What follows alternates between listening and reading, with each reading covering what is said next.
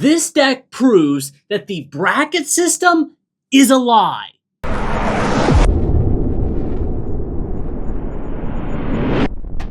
Ladies and gentlemen, welcome back to another episode of the Draw Step, and this $20 deck is going to destroy your opponents. Regardless of how strong of a deck they have, you are going to be able to run all over them. I have watched this deck firsthand bully people with decks that are objectively way stronger. And the commander of this trash deck, ironically, is a trash panda. Yeah, cute, cuddly looking panda. Hei Bai, Spirit of Balance from the Avatar set, is not a cute, cuddly panda. He is a legendary bear spirit, and when he enters or attacks, you may sacrifice another creature or artifact, and if you do, put 2+1/+1 counters on him. And then when he leaves the battlefield, you can put his counters on another target creature you control. So, pretty solid effect in and of itself. Definitely could use something like Trample or some form of evasion, which we'll get to later on in the deck. But a very good aristocrat style effect, and it costs next to nothing to get that commander, and the rest of this deck, my friend, built with just chaff cards. So if you want to ruin friendships, win games, and do all of that on a budget, you are going to want to watch this video and build this deck.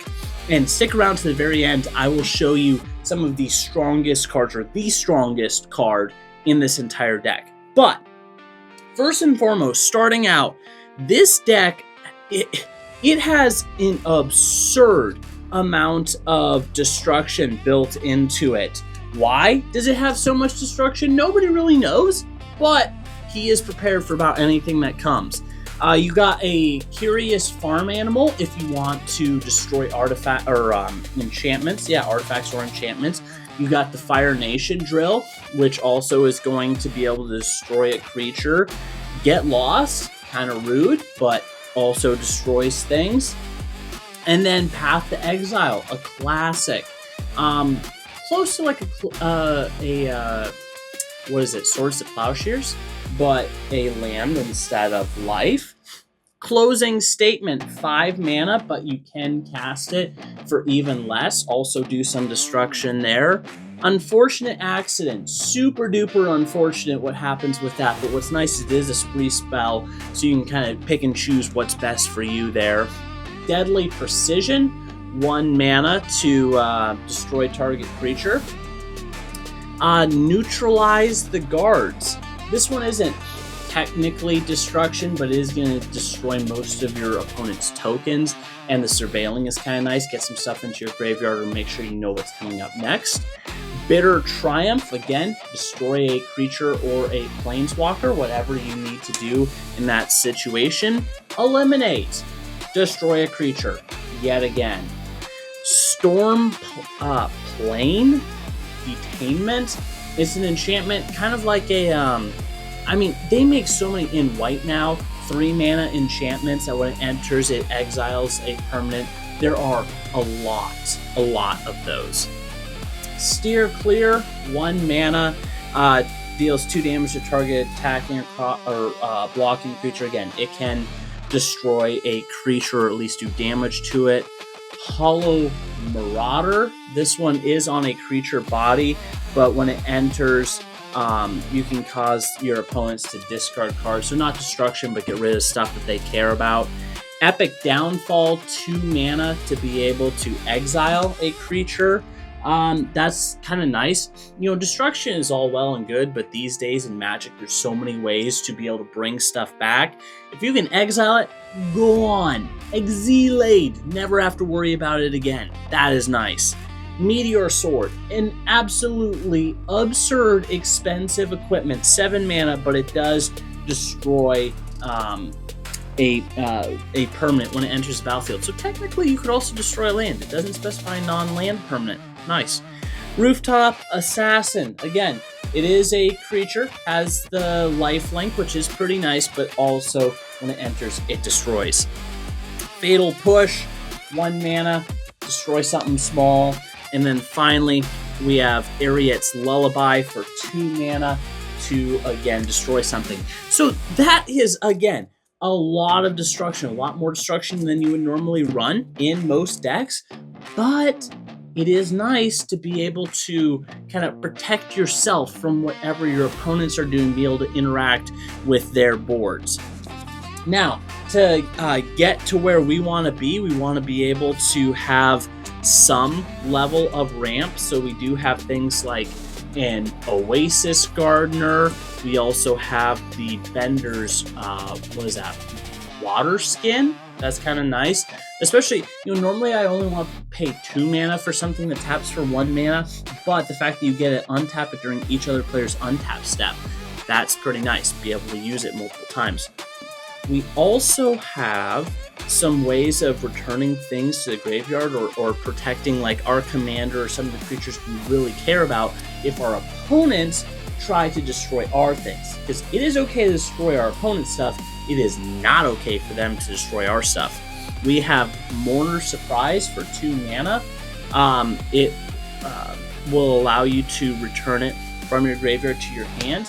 Now, if you're wanting to spend a little bit more mana, there are a couple other cards similar to that have a similar effect, but will return it right to the battlefield instead of just to your hand.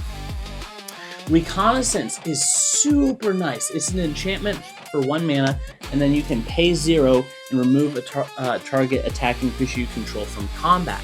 So what's really nice with this is it allows it for that creature to do its combat damage, and then you can pay 0, and it's not a tap ability, it's just pay 0. So you can pay that 0 any amount of times. You could do it for your entire board, and that after they assign their combat damage, it removes them from combat, it untaps them, it allows them to stay up. It basically gives all of your creatures vigilance for as many times as you want to pay 0, which you should be able to pay, afford 0 all the time. Tomb Trawler for 2 mana. It says pay 2, put target card from the graveyard on the bottom of your library. So if you have like a tutor or even just shuffling your deck, you got a good chance of bringing cards back into your hand as opposed to just having them in your graveyard. Zuko's Conviction. Again, you're probably going to kick it. You'll probably pay 5 mana and get a card from your graveyard onto the battlefield. And then to keep our hand going and to keep things moving, we do have Pitless Carnage for 4 mana. We can sacrifice any number of creatures we control, and draw that many cards. So if we're making a bunch of tokens, or even if we have a bunch of creatures that we do not care about, we can sacrifice those. We can get more cards, put them back into our hand. Plus, when we're sacrificing creatures, we can make our commander stronger, we can make other creatures stronger, we can help out all across the board. Now, from there, we have a lot of creatures that have abilities throughout the gameplay. Like, for instance, we have Sinkhole Surveyor for 2 mana, a really good deal for a 1/3 of flying. And when it attacks, you lose 1 life and it endures 1. Bridled Bighorn, you got Saddle, kind of similar to Crewing, but slightly different. But when it attacks while saddled, you get to create a 1/1 white sheep creature token. Again, that's something that you can use as a blocker, or something that you can sacrifice to draw cards to that previous spell that we were talking about. A lot of benefit with that. Pretending Poxbearers. Very creepy looking card, but it also says when it dies you get to create a 1/1 white alley, so we are doing a lot of token creating. And then we have the Bearer of Glory. You can pay that 5 and creatures you control get +1/+1 until end of turn, so buff your army. Omenport Vigilante, hopefully that's how you pronounce it, but as double strike as long as you've committed a crime. And with how many spells we have to destroy our opponent's creatures or permanents, we are committing a lot of crimes all the time. So that'll trigger that. And excuse me, woo, hopping all up in here. This one, when it dies, it creates a 2/2 black zombie druid. So that's, again, another creature that we would be fine sacrificing to our commander's ability to be able to give it those +2/+2 the counters, and then also get that 2/2 zombie. Here's a nice one, Servant of the Stinger. When it deals combat damage to a player, if you commit a crime this turn, you may sacrifice it and then search your library for a card, put it into your hand and shuffle. That's doing a lot. That's giving you a lot of value right there. It's playing into the sacrificing, which we're already wanting to do. It is tutoring. It is a free tutor. So and then if you have ways of recursion or bringing that back into your hand or onto the battlefield, you can tutor multiple times with that. Hog Monkey, interesting name for a 3/2. In the beginning of your combat, target creature you control with +1/+1 counter on it gains menace until the end of the turn. So again, your commander is going to have those +1/+1 counters on it. You can give it that menace ability as well too, make it even harder for your opponents to block it and make sure you do combat damage. Blood Hunter right here. When you commit a crime, you get put a +1/+1 counter on it, and you can pay 4 and target opponent loses 1 life and you gain 1 life. So paying your opponents, give yourself more life. Dalkaven Pack Beast, only 3 mana for this. It has Vigilance and then Mobilize 3. So again, we are making tokens that we can use to attack or block, but also to sacrifice. We are, the big thing is giving ourselves that sacrifice fodder, which is really nice there. And now we have a bunch of creatures that have really strong ETBs, like Sheriff of the Safe Passage for 3 mana. When it enters battlefield, +1/+1 count it on it, plus an additional on it for each other creature you control. So as we're creating all of those tokens, when we finally play that card, that can be a very, very large creature for you. Compass Gnome, as it enters the battlefield, you can search your library for a land card. Tinker's Tote, as it enters, is creating more tokens for you. Desperate Bloodseeker, as it enters the battlefield, make an opponent mill some cards.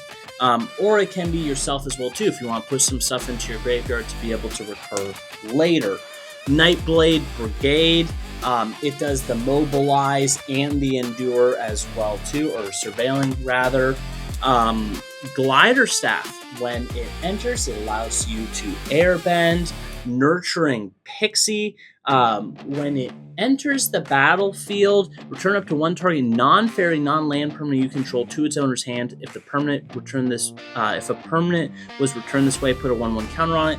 So again, we're doing more with that 1/1 counter synergy. And then Cartographer's Companion, you get to create a map token, which will allow you to get some lands. Glider Kids, when it enters, you get a scry 1, and then Zhong Zhang's Deserters.